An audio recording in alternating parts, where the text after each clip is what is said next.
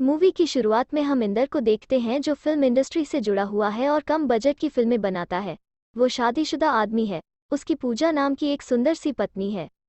देखने से लगता है दोनों एक दूसरे से बहुत प्यार करते हैं। फिर कुछ दिन बीतते हैं तो इंडस्ट्री में इंद्र के प्रति किसी विवाद को लेकर उसे प्रोडक्शन कंपनी द्वारा दिए गए घर से निकाल दिया जाता है। यह सब होने से इंद्र दूसरा घर तलाशने लगता है। पूजा भी इससे उदास हो जाती है।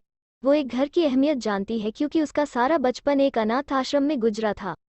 पिछले कई साल से वो इंद्र के साथ शादी करके रह रही थी। फिर कुछ दिन बाद इंद्र को एक फ्लैट मिल जाता है।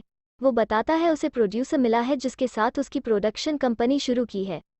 उसे गोवा के लिए निकलना है क्योंकि 3 फिल्मों की शूटिंग करनी है। इस बार उनकी फिल्म में मशहूर एक्ट्रेस कविता सान्याल भी है। यह सब बताकर इंदर अगले दिन ही गोवा के लिए रवाना हो जाता है। यहाँ पूजा अपने इस घर को अच्छे से डेकोरेट कर लेती और काम में सहायता के लिए कामवाली बाई को भी रख लेती है, पर कामवाली बाई अपने साथ बेटी को भी लेकर आती है क्योंकि उसका पति एक शराबी है। वो पूजा को बोलती है कि वो उसकी पगार अपने पास ही जमा रखे, अगर पगार लेकर घर गई तो उसका पति इन पैसों को भी शराब में उड़ा देगा। फिर कुछ दिन ऐसे ही चलता रहता है तो इंद्र भी लौट आता है। वो कई दिन बाद आया था तो पूजा के पूछने पर इंद्र बताता है कि उस पर काम का काफ़ी प्रेशर है। जब समय मिलता है तो उससे मिलने आ जाता है, पर यहाँ बात कुछ और ही थी। इंद्र कविता सान्याल के प्यार में पड़ चुका था। यही वजह थी कि वो पूजा के साथ कम ही बिता पाता था और जो घर पूजा को दिया है वो घर भी कविता का है। वहीं कुछ दिन और गुजरते हैं तो कविता भी इंद्र पर दबाव बनाने लगती है। पूजा को अपने रिश्ते के बारे में बता दे, पर इंद्र पूजा को बताने की हिम्मत नहीं जुटा पाता। वो कैसे उसे बताएगा कि किसी और से प्यार करता है। इंद्र के नहीं बताने पर एक दिन कविता ही पूजा को कॉल करके बताने की कोशिश करती है, पर फिर वो चुप हो जाती है, कुछ बता नहीं पाती। यह देखकर मजबूरन इंद्र को पूजा को सब बताना पड़ता है। पूजा यह सब जानकर टूट जाती है। उसने तो इंद्र को अपना भगवान मांग लिया था, लेकिन इंद्र ने उसके साथ दगा किया। इसके बाद तो इंद्र ने दिखावे के लिए भी घर आना छोड़ दिया। तो कुछ दिन तक उसका इंतजार करते हुए एक दिन पूजा इंद्र के पास जाकर गिड़गिड़ाने लगती है, पर इंद्र बोलता है वो कविता से ही प्यार करता है, इसलिए उसके साथ ही रहना चाहता है। यह शब्द पूजा के सीने में तीर की तरह चुभने लगे।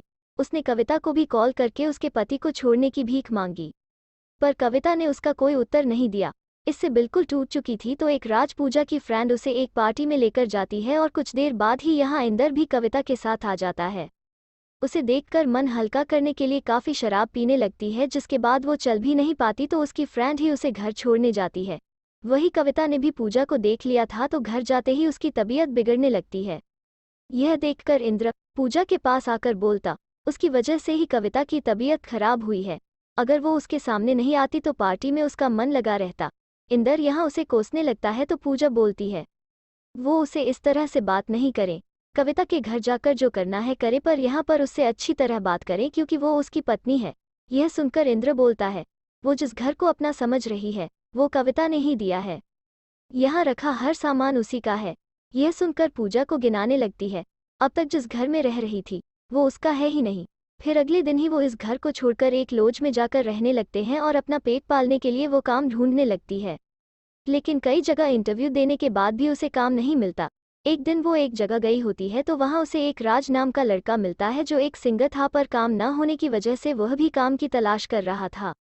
इसके बाद राज और पूजा की बातें होने लगी और एक दिन बाद पूजा कोई होटल में जॉब दिला देता है और जब पूजा का बर्थडे होता है तो एक छोटी सी पार्टी करके उसे सेलिब्रेट करता है क्योंकि अब उसे पसंद करने लगा था। इसी दिन इंदर भी पूजा से मिलने लौट जाता है। वो सोचती है कि इंदर उसे बर्थडे विश करने आया है, लेकिन वो तो डिवोर्स की बात करने आया था क्योंकि कविता इंद्र से शादी करना चाहती थी। यह सब जानकर पूजा को बुरा तो लगा, लेकिन वो इंदर की खुशी के लिए उसे डिवोर्स दे देती है। वही राज ने एक म्यूजिक कंपनी के साथ मिलकर अब एक एल्बम रिकॉर्ड की थी जो हिट हो चुकी थी। इसके लिए राज पूजा के साथ सेलिब्रेट करता है और इसी दिन वो अपने दिल की बात करके पूजा को प्रपोज करता है, लेकिन पूजा यहाँ उसे मना कर देती है क्योंकि उसमें किसी रिश्ते में बंधने की हिम्मत नहीं थी। आज भी यह बात समझ लेता है। इसके बाद कुछ दिन गुजरते हैं तो एक दिन कविता की माँ पूजा के पास आकर बोलती है जब से उसने उसके पति को छीना है कोई सिगरेट में जी रही है, अगर वो उसके पास जाकर उसे समझाएं तो वो ठीक हो सकती है। यह सुनकर पूजा कविता के पास जाकर बोलती है कि इसमें उसकी कोई गलती नहीं है, यह तो मेरी किस्मत ऐसी थी कि ज्यादा समय तक पति का प्यार मेरे हिस्से में नहीं था। इंद्र उसका है, वो जब चाहे उससे शादी कर सकती है। यह सब बोलकर पूजा यहाँ से अपने घर चली जाती है। पर एक दिन पूजा को पुलिस स्टेशन से कॉल आता है। उसे जल्दी से वहां बुलाया गया था। यह सुनकर वो पुलिस स्टेशन के लिए निकल जाती है, पर उसे समझ नहीं आ रहा था ऐसा क्या हुआ है जो उसे अचानक से ऐसे बुलाया गया है। पर वहां पहुंचकर उसे पता चलता है कि कामवाली बाई ने अपने शराबी पति को मार डाला, क्योंकि कुछ दिन पहले उसने एक अच्छे स्कूल में अपनी बेटी के एडमिशन के लिए पूजा से रुपए लिए थे, लेकिन सभी दोस्तों को निकालकर उसके पति ने शराब में उड़ा दिए। इससे गुस्सा होकर उसने पति को ही मार डाला। बाई को सजा होने वाली थी तो पूजा उसकी बेटी को अपने पास रख लेती है।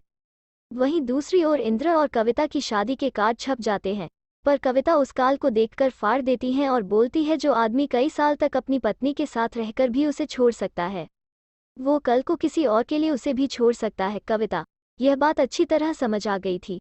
अब वो डर की वजह से इंद्र से दूर हो जाती है।